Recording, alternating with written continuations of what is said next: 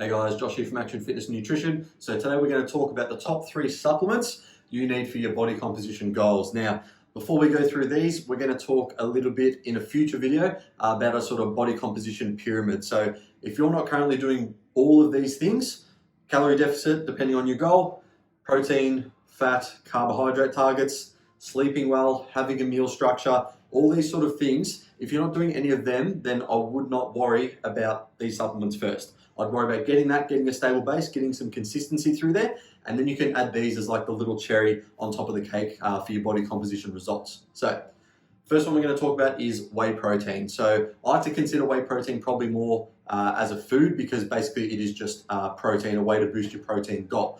Again, something that, a lot of people probably struggle to hit that protein goal daily, so a whey protein supplement can be really good.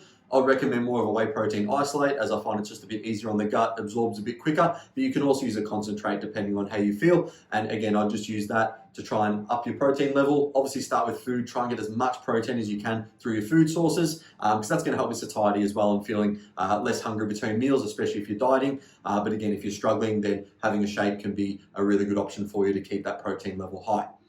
From there, we're going to talk about creatine. So creatine monohydrate is pretty much the most researched supplement on earth. Basically what it does is it increases your creatine levels in your ATP stores, which are responsible for your anaerobic activity. So when you're doing those sort of heavy sets, but between 20 and 30 seconds set duration, that's a really good indication that creatine will probably help you get an extra rep or 2 out. So you're not going to see this crazy increase in strength, but you'll probably start noticing after a couple of weeks, those weights start going up a little bit quicker. You might be able to get another rep or 2, and you really start to see that progression, provided we're recovering, we're doing everything right with everything else, the big rocks that we just talked about as well. It also can have some cognitive benefits as well. So it's something that I'd really potentially like to utilize with most people. Only time I don't do it with clients is normally when someone is talking more sort of body weight goal.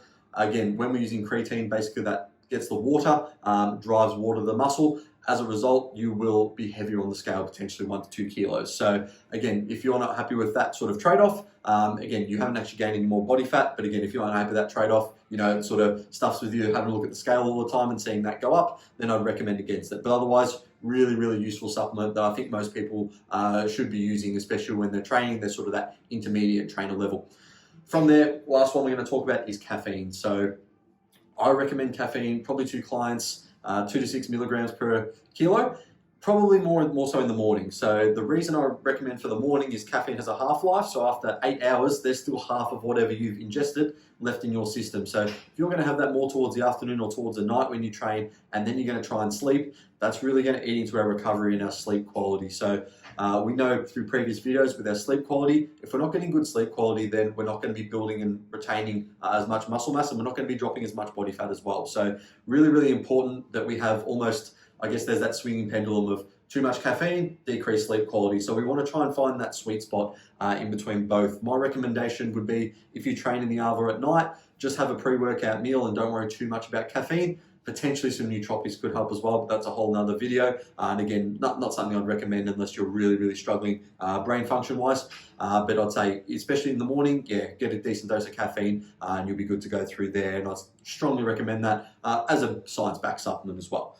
So just going through, again, the 3 recommendations: whey protein to hit your protein target, creatine, again, to help a few more reps out in the gym and potentially some cognitive benefits, and then of course caffeine, same thing, to help that power output in the gym, just making sure, again, we balance it out with our sleep quality. We're not having it too close to sleep, otherwise, again, that's going to probably give us some negative benefits throughout our body composition.